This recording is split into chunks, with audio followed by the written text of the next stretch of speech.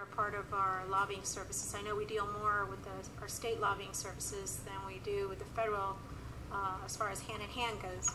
But I think that we've really taken a move in the right direction, and so I look forward to the continued efforts of all involved. It was really quite an accomplishment. Thank you. Okay, yes, Ms. Levinson.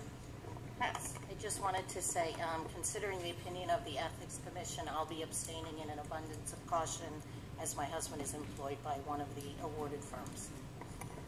Thank you. Any other board discussion? Any other any public input? This is on EE1. Yes, hello board. Make yourselves, this is Mike Cerbola, make yourselves reach out to the public, moms and dads, to get things done. Don't rely on lobbyists. I'm suggesting to you that you put half away for a public outreach authority. I've seen everyone speaking here earlier and every meeting. It's amazing what you have here in the public's resources that we're not using. Split it in half, $250,000 or $500,000. We'll get a lot of people on buses to go there and handshake. Those people talk about lobbying. Force these people to come to us instead of you. Force you to come to us instead of them.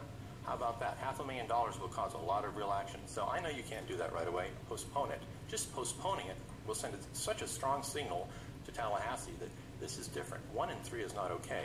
Sure, we may have only postponed it and you're going to pass it next time, but you postponed it. Ooh. Or you could consider, you might be considering doing what I said, which is you might give half of the money or all of it to us. I want you to consider something here. Delay to enable not just buses of us, but buses of what you want to have done through us. Send us up there, we'll get it done. Use us. 1 in 3 is not okay. 90% of every one of the decisions you make affects that 1 in 3. You think it doesn't, but it does. When you talk about facilities, when you talk about this, when we're talking about lobbyists. Those lobbyists, let me tell you what they're not lobbying for.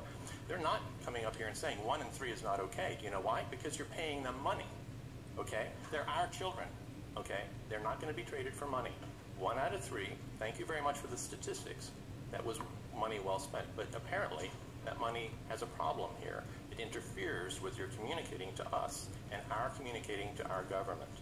Do what the public does. Lauren Book, Lauren's kids, her father is a lobbyist. You think she doesn't know how this all works? She's not standing here saying 1 out of 3 is not okay. There's a reason for that. Give us the money. Postpone it. Just postpone it. You can still give them all the money. Full $500,000. Go ahead, do it. But postpone it. Do that much. It is possible to detect biologically when a child is in distress. Lobbyists are not going to stand up for that. Children's lives for goods is not okay. We can find when a child is distressed. It's a little bit uncomfortable, so we don't like acknowledging it. But you know what? 1 in 3 is not okay. The lobbyist is not going to do anything about that. Okay? Real moms and dads can do things that no lobbyist can even touch, especially when they speak directly to our representatives about 1 in 3 is not okay. We need to call the CDC, the Center for Disease Control, if you don't know what that is, to produce data and a model to show that Broward's behaviorally transmitted neurotoxic school culture is a problem. It's increasing a bit too fast. You have no way to even know what I'm talking about. Let me go up there and ask about that. A public lobbying authority can do all of these things and can lobby to privatize ROTC and sports and free up $11 billion to come down and help pay for those buses to get those people up there to lobby. Are you listening? Thank you. Thank you. Any additional? Yes, Ms. Good, I think you said you had one additional.